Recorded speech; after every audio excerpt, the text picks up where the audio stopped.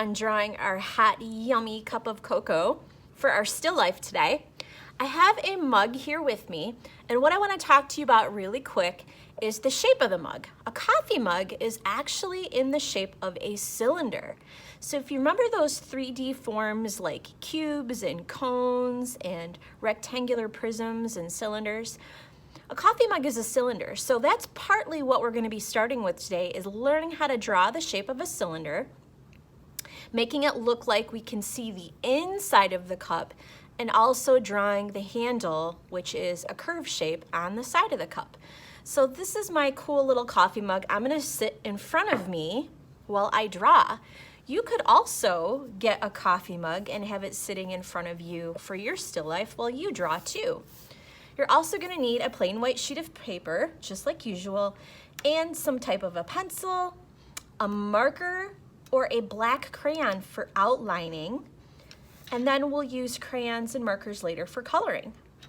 So in order to start this shape of the coffee mug, the cylinder, we're gonna begin by drawing the top of the cylinder, which is like a long, skinny oval, and then we're gonna draw 2 lines straight down and a curved line at the bottom for the bottom of the coffee mug. So taking my pencil, I'm gonna go up to right about the middle of my paper, and I am gonna draw a long, skinny oval by going around and around and around several times. The easiest way to do this is by not pushing hard on your paper. That is by far the easiest way to make a long, skinny oval like that. Kind of looks like a baguette that you would get at Great Harvest Bread Company or something. And then once you get that shape down pretty good and you feel pretty happy with it, you can draw the sides of the mug. Now, if you feel like this shape is really tricky for you, you could have someone help you with that part, or you could try another way to draw it, is by drawing like a forward-facing C shape and a backward-facing C shape, and then connecting the two. That is also another way to do it. But it's okay if yours does not look like mine, because all of us have artwork that is made a little bit differently. All right, once you're done drawing that oval shape, we're gonna draw 2 lines straight down, and we want the lines to be long enough so that our coffee mug looks big enough to drink out of, sort of like a real life-size coffee mug. So my drawing is gonna look about the same size as my actual coffee mug. And I want my lines to be parallel to each other, about the same length. You should be able to fit your whole hand right there in the length of your coffee mug. Once you get those lines about the same length, now you're gonna draw a curved line at the bottom. Now I'm doing mine really lightly so that if I make a mistake, I can erase part of it, just like that, and go back and fix it. So it will look like this when it's finished. And then for drawing the handle, you can use a C shape, a backwards facing C. You could use half of a circle. You could use a U shape. I like to draw my handles doing half of a heart shape like this. Now that is the inside shape of the handle. Then I need to make another line, the same shape around that line, to make the outside shape of the handle, just like that. And when you have all of that drawn in, then you're gonna take your black marker or your black crayon, and you're gonna do your best to trace it with the nice, big, bold lines, just like the examples that we looked at. Same thing with your lines down the side, your line around the bottom, and your handle. Now, one of the things I love to do after I trace everything with a black marker is I like to take my pencil and go back and erase any pencil lines that I don't need. That just helps me clean up my artwork a little bit so it looks a little neater. Now we need to draw the table.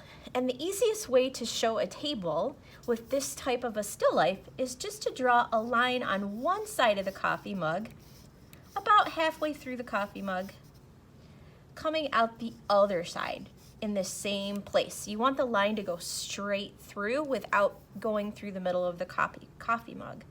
So I'm going to draw that a little bit darker. Start here, go out that side. So now what it does is it shows you where the wall is and where the table is. So then we can begin to design our really cool patterns. So this is the end of step 1. Okay, so step 2, after you get your mug drawn and outlined just the way you like it, we're going to talk about how to add some detail. Now, one of the things people love to put in their hot cocoa is, of course, marshmallows. Marshmallows are the shape of a cylinder. So I'm going to show you here. Drawing a marshmallow is a lot like drawing a tiny coffee mug, because we're going to be putting small ones in our hot cocoa. So if you want to do that, you can put a few small marshmallows floating in your hot cocoa. I'm going to put maybe 3 or 4 or 5 in mine. And it'll look like hot cocoa when we color it. Right now, it's not going to look like hot cocoa because we haven't added any color yet. So right now it kind of just looks like the marshmallows are floating there. And then I want to actually put a couple on my table, like they have fallen out, or I'm gonna snack on them later, so I have them sitting on the table next to my hot cocoa mug. You can also add other details too, like if you want to add a candy cane kind of coming out of your hot cocoa mug. I know some people like putting peppermint sticks or a candy cane inside your hot cocoa. You could put the end of a spoon coming out. I know a lot of times when I drink hot cocoa, I have a spoon in there that I stir it around. You could add that too. And then start thinking about how are you going to design all of this space. We've been talking a lot about patterns and how bright patterns can really make anything look much more magical. So just like we've learned before how to make all of these big, bold, bright patterns, that's what we're going to be doing to all of our background and our table. On the front of your coffee mug, if you want to design it like something Christmassy, you could draw your favorite Christmas character. If you celebrate Christmas, you could draw a Christmas tree if you wanted to. Then the last step that we're going to do after we add our details is we're going to add color. So that will be step 3. Okay, your final step is going to be to start working on your patterns. Now you might notice that I went ahead and outlined with my black marker all of my details first, and then I'm taking my pencil and I'm really lightly kind of just drawing what I want my pattern to look like.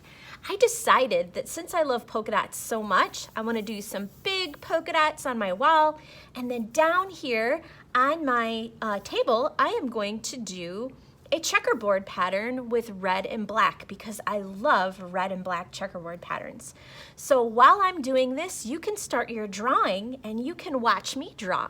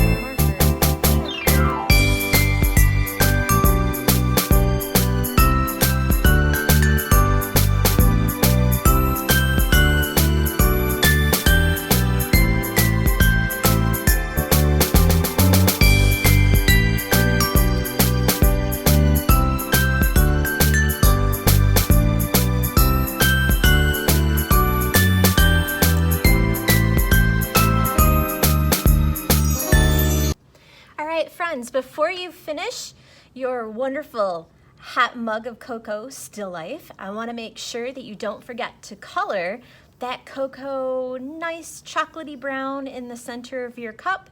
And then even if you want, you can add the steam rising up. And I made steam in mine by using a black marker, and I colored it in gray just to give it that extra effect of looking like a real still life drawing. Notice how I colored most of my paper in and I have almost no white spaces. I would love to see you do that too. So you can hang this up somewhere in your house and be really proud of your warm winter still life, your hot mug of yummy cocoa. Have fun drawing. See you later. Bye-bye.